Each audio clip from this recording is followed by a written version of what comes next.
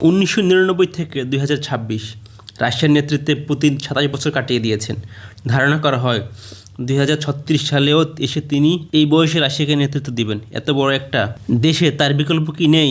Putin মূলত কিভাবে টিকে আছেন এবং শুধু টিকেই নেই, তিনি নিজেকে এমন অবস্থা নিয়ে গেছেন যেখান থেকে তাকে সরানো প্রায় অসম্ভব। কিন্তু কেন পুতিনের ক্ষমতার প্রথম এবং সবচেয়ে শক্তিশালী ভিত্তি হলো সিলফিট? রাশিয়ান রাজনীতিতে এই শব্দটি দিয়ে বোঝানো হয় নিরাপত্তা ও গোয়েন্দা সংস্থা লোকদের। পুতিন নিজেকে একজন প্রাক্তন কেজিবি এজেন্ট। তিনি ক্ষমতায় আসার পর থেকে তার চারপাশে অনুগত আমলা বা রাজনীতিবিদদের চেয়ে বেশি জায়গা দিয়েছেন গোয়েন্দা ও সামরিক বাহিনীর লোকদের। রাশিয়ার এফএসবি, পুলিশ এবং সামরিক বাহিনীর উপর পুতিনের নিয়ন্ত্রণ প্রশ্নাতীত।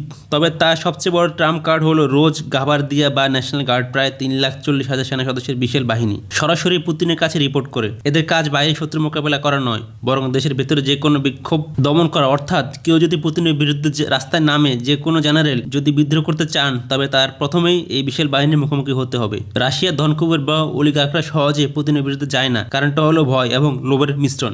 2000 সালের শুরুর দিকে পুতিন অলিগার্কদের সাথে একটি চুক্তি করেন অলিখিতভাবে। চুক্তিটি ছিল এমন: তোমরা রাজনীতিতে এসো না, নাক গলাবে না, আমি তোমাদের সম্পদ কাটবো না বা কেড়ে নেব না। যারা এই চুক্তি মেনে নিয়েছে তারা বিলিয়নিয়ার হয়ে গেছে, আর যারা মানে নাই, যেমন মিখাইল ভস্কি, তাদের স্থান হয়েছে জেলে অথবা নির্বাসনে। সম্প্রতি দেখা গেছে যারাই পুতিনের সমালোচনা করেছেন তাদের অনেকে রহস্যজনকভাবে জানালা দিয়ে পড়ে মারা গেছে বা দুর্ঘটনার শিকার হয়ে মারা গেছে। তাছাড়া রাশিয়ার অর্থনীতি মূলত তেল গ্যাসের নির্ভর, আর এই বিশাল প্রাকৃতিক সম্পদের চাবিকাঠি পুতিনের হাতে। ফলে রাশিয়ার ইলিট শ্রেণী জানে পুতিন না থাকলে তাদের সম্পদ নিরাপদ নয়, তাদের অস্তিত্ব পুতিনের টিকে থাকার উপরে নির্ভরশীল। পুতিন জানেন বন্দুক দিয়ে শরীর নিয়ন্ত্রণ করতে হয়, কিন্তু মন নিয়ন্ত্রণ করতে মিডিয়া লাগে। গত 2 দশকে রাশিয়াতে স্বাধীন মিডিয়া প্রায় বিলুপ্ত করা হয়েছে। প্রধান টিভি চ্যানেলগুলো 24 ঘন্টা ধরে একটি নির্দিষ্ট ন্যারেটিভ বা গল্প প্রচার করে। সাধারণ রাশিয়ানদের বোঝানো হয় যে পুতিনকে স্মরণের অর্থ হলো রাশিয়ার পতন এবং 90 দশকের অরাজকতায় ফিরে যাওয়া।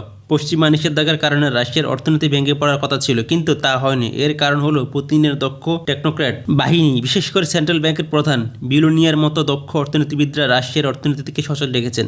পুতিন চীনের সাথে বাণিজ্য বাড়িয়ে এবং ভারতের মতো দেশে তেল বিক্রি করে নিষেধাজ্ঞা ধাক্কা সামলে নিয়েছেন। সাধারণ মানুষের দৈনন্দিন জীবনে যেন নেই প্রভাব না পড়ে, সেদিকে ক্রমলীন করা নজর রাখে। পুতিনকে সরানোর সবচেয়ে বড় বাধা হলো তার বিকল্প কেউ নেই। গত 20 বছরের পুতিনের পদ্ধতিগতভাবে তার প্রতিটি রাজনৈতিক প্রতিদ্বন্দ্বী থেকে ধ্বংস করেছেন। অ্যালেক্সির মতো নেতাকে জেলেই মৃত্যুবরণ করেছে, বাকিরা কেউ নির্বাসিত, কেউ মৃত্যু। রাজনৈতিক মাঠে কোনো সংগঠিত হলে বিরোধী দল নেই, রাজনৈতিক মাঠে কোনো সংগঠিত বিরোধী দল নেই। এই কারণে সাধারণ মানুষের মনে একটি ধারণা তৈরি হয়েছে যে পুতিন ছাড়া উপায় নেই।